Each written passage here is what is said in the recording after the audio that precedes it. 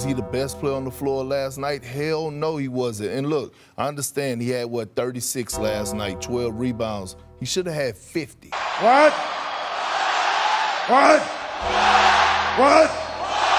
What? Bruh. At the end of the day, I wouldn't be so hard on Jason Tatum if this wasn't a pattern of behavior, okay? This is who he's been in the fourth quarter. What you mean? What? That's what he said. I know, that's what he said. Who wants to go first on this? That is blasphemous. Well, teams have been really bad, especially the Indiana Pacers have been really bad in the clutch situation. Right now, honestly, Stephen A., the Pacers should be up 2-1. Could have, would have, should have is the difference of what I'm talking about. The good teams don't come in and say could have. They get it done. All right? It's that simple. What's good, y'all? Now, ladies and gentlemen, this video, we all know this video has been coming. I have been planting the seeds for this video to drop in, and today is the day. The media, your time has come. ESPN, we are sick of you. We don't want to hear you say Celtics no more. We don't want to hear you say NBA no more, bro. Because all your takes are absolutely biased and just y'all play favorites, bro. We've all seen this. It's not even just Celtics fans no more. It's fans across the NBA. You know when the broad majority of the NBA fans are siding with the Celtics fans? Because we know the Celtics are the most hated team in the league, for sure. You know when they start siding with us, you know there's a problem. Let's talk about the moving of the goalposts for the Boston Celtics, right? The Celtics enter the 2024 season. What is everybody saying? If they don't make it to the finals, it's a failure. Keyword, make it. We make it to the finals. Fast forward. We make it to the finals. People are now complaining that we're in the finals. Like, I've never seen this. Didn't y'all say we're walking L's if we don't make the finals? So we make the finals and we're still getting criticized for it? We beat a team in 5. It's not enough. We beat another team in 5. It's not enough. We sweep a team in the Eastern Conference Finals. It's still not enough. Now, let's rewind. Miami. We understand the injuries. That's not our fault. And another thing, you know, whoever created the NBA playoffs, right? When they were created, if you do the reward for being the best team in your conference, you get to play lesser competition to open up the playoffs all the way until you probably get to Eastern Conference Finals. Your first 2 rounds are going to be easier than the 2 or 3 seed or everybody else. You're going to play the worst playoff team first. Then you're going to play a semi-good team in the 4th or 5th seed, while the 2 seed has to play either the 3 seed or y'all know what I'm saying. If you're the 1 seed, your path is supposed to be easier because you earned it, right? Am I tweaking? Follow me here. Let me know if I'm wrong. Because if you think I'm wrong right now, you're on crack. And if you might be from Dallas for real, but that's besides the point. Listen, so we beat Miami. Granted, they had injuries. Is that our fault? Did we handle the task at hand? Did we not beat them by like 40 in game 5? Did we not? Were any of the games really close for real besides game 2, from what I remember, and maybe game 1? They weren't close, bruh. I'm pretty sure we beat them without a shadow of a doubt who the better team was by a landslide. You can bring up all the hypotheticals you want.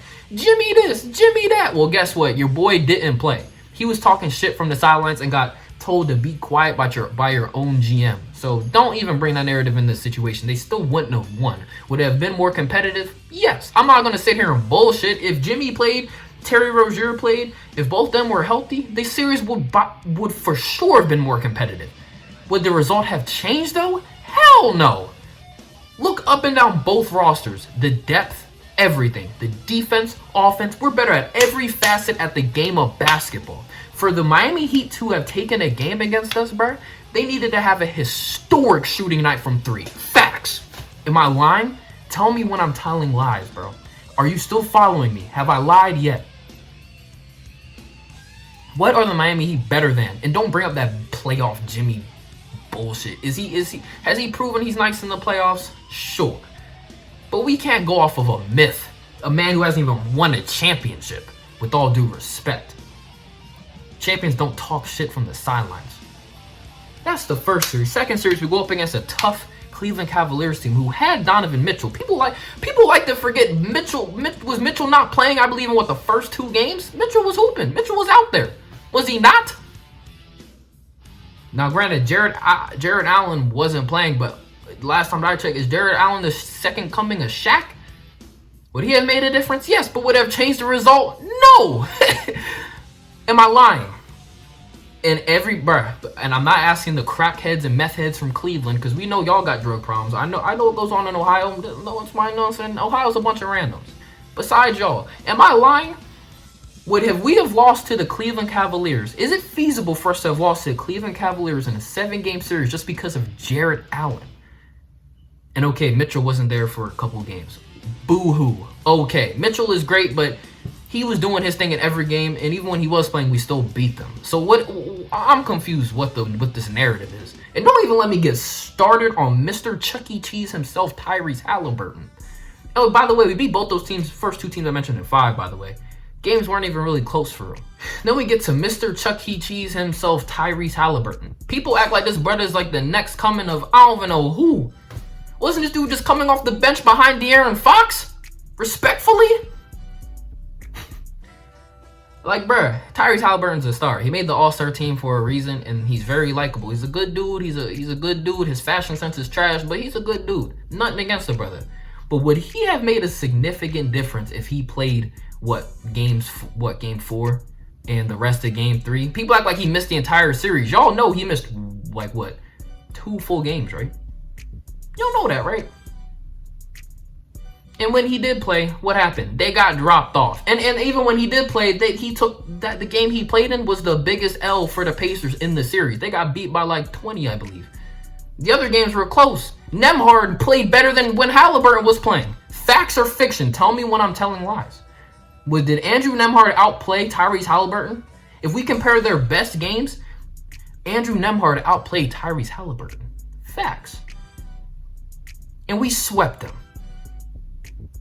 With Siakam, with Miles Turner, he's 7 foot, doesn't love going in the paint for some unknown reason. We still swept them boys. Whether the game, and then the media loves to bring up the narrative. This is where we're starting to transition to ESPN. ESPN loves to bring up these bullshit narratives around the Celtics. Oh, they won. Well, they're a super team. They should have won by more. Oh, they lost. We knew it. They were frauds all along. Jason Tatum drops 36 points game 1. Kendrick Perkins comes out and says he should have dropped 50. Like, what kind of bullshit is that, bro? We're going to get into Kendrick Perkins later, bro. He's not invited to the city of Boston no more. I speak on behalf. Straight up. After the bullshit you've been saying about the this postseason, you cannot have played for the Celtics, bro. Straight up. It makes sense. You didn't play a lot, but you still played. You're still a champ with them. I don't know why you stay on our meat, bro. Or on Tatum's meat. So let's get back to these narratives, right? Moving of the goalpost. Y'all want Tatum to, you said, oh, Tatum hasn't scored 30 in a very long time. Back in when we were against Cleveland or Miami, one of those series, he drops 2 identical performances, like 33 and 12, I believe, or 33 and 11, something like that. Then y'all want to say he's inefficient. He comes in this series, played pretty efficient game 1, and I believe game 3 as well. He played 2 pretty good efficient games. He should have dropped 50. And now we're trying to act like granted, has our path been easy to the finals? We've encountered a lot of teams with injuries. Yes, but if you put any other team in our shoes, right? Like any other healthy team is the same-ish. Like almost the entire Eastern Conference was damn near hurt this year. It didn't matter who we played in the playoffs, bro. Everybody was hurt. Name me a team that wasn't hurt, bro. That didn't encounter any type of injuries. Maybe Orlando, but they got packed up in the first round against a team we beat in 5. Crazy, man. Crazy, bro. Jaylen Brown, it's not so much that he's underrated. It's that he's just not liked because of his, quote, I am better than you attitude. He knows it. It's the same reason he is not as marketable as he should be. This came out this week. We're gonna harp more on ESPN right now because, I listened to the full clip and I appreciate what Stephen A had to say. I appreciate what Shannon Sharp had to say. Trying to, you know what I'm saying, take back what they were implying in the first clip. Jaylen Brown couldn't be a marketable superstar? What? Are you on crack? What? Cocaine? What? Marijuana? What? Heroin? What are you on? Since when does okay, let me get this. Jaylen Brown averaged over 30 points per game in the Eastern Conference Finals as a debatable number 2. And we all know he's a superstar. We know this, if he goes anywhere else, he's probably the #1 in most cases. You're trying to tell me Jaylen Brown couldn't be a face of a franchise, bro? What kind of logic is that? While you actually mind who he's playing with. He's averaging over 23 points playing with Jason Tatum, Kristaps Porzingis, Drew Holiday, D. White going Dillon himself. Like, he's playing with a starting lineup of all-stars, and he's still out here dropping 30 in the playoffs, averaging 30 throughout the Eastern Conference Finals, dropped 40 game 2, hitting clutch shot after clutch shot. Have you seen some of the shots this brother has made? And that wouldn't be marketable towards a franchise? Are you serious? Okay, let me ask you this. Jalen Brunson is beloved in New York. Does Jalen Brunson really have a personality outside of the fact he's a great basketball player? No. Is he a superstar though? Is he the face of the Knicks right now? Yes. Not every player has to be a LeBron James or something like that in order to be the face of a franchise. I know Shannon Sharp, I know you be meat sucking LeBron and all of them, so I know your standards are probably different, but bro, let's keep it objective here. He's not a fashionista like Shai Gilgeous-Alexander. He's not one of them. He's not Luka. He doesn't really talk ish like that, even though he can get physical. But at the same time, how is he not I'm honestly just confused. Like, I thought in order to be a superstar in the league, you just have to be producing. And he has done nothing but produce. You don't like his social justice campaigns, whatever. Boo-hoo, grow up. What LeBron has said some outlandish, not outlandish, but LeBron has said some political things that has pissed some people off. Did that really affect him as a superstar? No. Same thing for Steph. Like, you don't have to be, like, revolutionize the game in order to be a superstar on the team and be the face of a franchise, Stephen A. Smith and Shannon Sharp. And like I said, I watched the clip. I know y'all were defending him. But at the same time, to even insinuate the fact that he couldn't and to say that there's questions, there are no questions that Jaylen Brown could be a face of a franchise, which I do still believe he will be in the future. And now let's move on to Big Perk, bro. Big Perk. I was initially going to make this video after what you said after game 1, but what's up with you and JT, bro? You got something against light skins or something, bro? Like, what is your deal? Because first this is the biggest thing.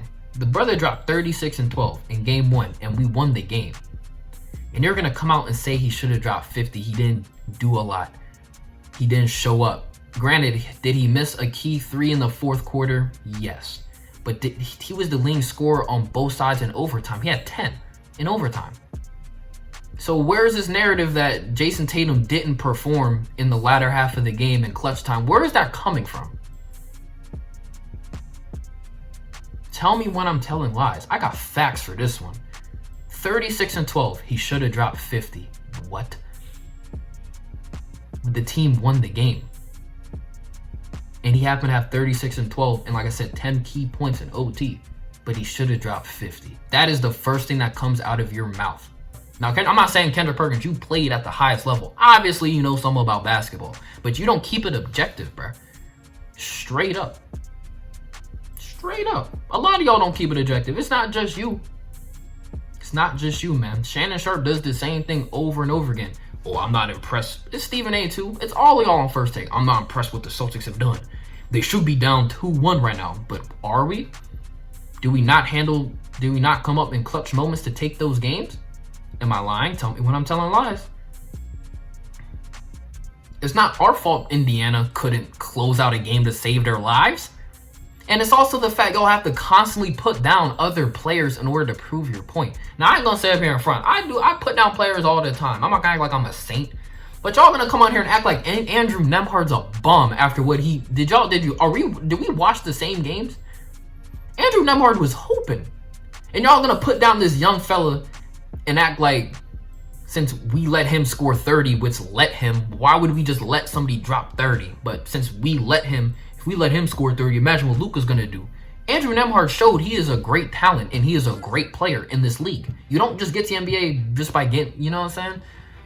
He dropped 32 in a playoff game, in a key playoff game. Did they win? No, but he was their best player throughout low-key this entire, in their run. And you got to show when Halliburton was out. Like I said, if you compare his best game to Halliburton's best game, his game was better. But Halliburton's supposed to make a big difference. They would have got swept regardless, bro. Halliburton's one of the most overrated players in the league, but that's besides the point, bro. y'all always put down players in order to try to prove your point. And Andrew Nembhard's one of the most recent examples. The Indiana Pacers overall played good hoops over 3 games. They did. I'm not gonna sit up here in front. Our defense was very mediocre against them, and we do need to tighten it up. I'm not saying we don't, but to say that they act like they didn't play good and try to push this narrative that we barely got by them, even though we swept them, try to push this narrative like they're a whole bunch of bums when they had dudes who weren't in this situation before it dropped 30. You don't just do that, bro.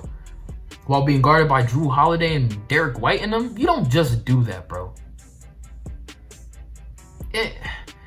We all know there's been other situations of this as well, but I'm not even gonna go into that. But and then it's the same thing when you even compare dudes on the same team. Y'all are constantly putting JB and JT up against each other, bro. Like they're supposed to be granted, iron sharpens iron. They should be striving to be the best they can be, for sure. But stop trying to be like, oh, JB, I don't know, bro. This is his team. JB's better than Jason Tatum.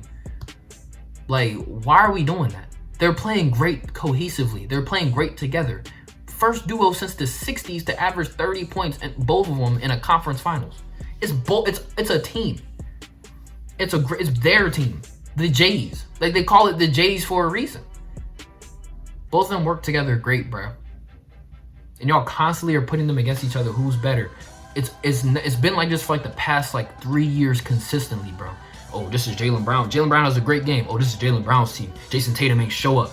Jason Tatum shows up. Oh, he should have. And they always hate on Tatum. Granted, JB deserves his shine, and I think he's a great player. But Jason Tatum constantly gets hate, bro. I don't know what he did to y'all. Just maybe because he dunked on your GOAT when he was like damn near a rookie. Facts. Am I lying? Tell me when I'm telling lies. He dunked on y'all's mans. I know a lot of y'all think LeBron, especially LaShay, he thinks LeBron's Jesus damn near. Like talking about you're gonna pour honey on a grown man. That's besides the point. But that was weird as hell. I ain't gonna lie. You're a grown man pushing like 50, bro. Crazy, but stop putting the Jays up against each other, bro. Cause he just did it again the other day. And shout out to Udonis Haslem. That's why he's gonna shout, because he said the same thing I'm saying. Why are we constantly putting these young studs against each other? They work great together. That's how they're winning games. But Stephen A and Shannon Sharp, now granted they did say Tatum, if they want to win, Tatum needs to show up. But they're like, well, I don't know. I think I would take Jaylen Brown to close out a game. And just constantly just putting them up against each other needs to stop, bro. Constantly. It just needs to stop, man. Just constantly moving the goalpost for us. But anyways, we win a close game. Oh, they should have won by 20. We win by 20. That's what they should have done. We lose a close game. Oh my gosh, they're frauds. People lose their minds. We lose a game. People will lose their minds and start just straight hating. They should have won. And don't let us get blown out, which we haven't gotten blown out in this playoffs. We only lost twice. Y'all realize we're 12-2, right? We only lost 2 games. Tatum will have a bad game. He didn't show up. Tatum has a good game. He should have done more. JB shows up. Oh my goodness. JB. It's about time. This is his team. Tatum, where you at? Tatum will have a good game as well, but they'll push his game to the side. JB doesn't show up. He can't go left. Why'd he get paid $304 million? It never fails, bro. I know this is a theme throughout sports regardless, but we all know it's heavy with the Celtics, bro. And it's just obvious what the media is trying to do, bro. And please don't fall for that narrative. Now, this series versus the Dallas Mavericks is going to be a tough series. And I promise you, all these dudes are probably going to take Dallas. I promise you. They probably will. And I couldn't care less. They go off a recency bias and just off a hype. The Celtics are going to win this series, bro. Now, granted, you can disagree with me on that one. That is to tell me when I'm telling lies, because we might have a difference of opinion, and that's okay. All I'm going to say is I predicted who was going to be in this finals, and I'll be damned if I couldn't predict the winner of this finals. The Celtics will take this in 6. This is just a message to the media, man. Y'all need to stop being on the Celtics head. But that's gonna wrap this video up. I wish this video was a lot shorter. It's like 20 minutes long. But if you stop by and watch this, I appreciate y'all. Sorry it was long. If you like this video, hit that like button, subscribe if you're new. 103K, man. Join the little ones. We'll let it have you. Appreciate every single one of y'all for stopping by. Stay blessed. I'm out.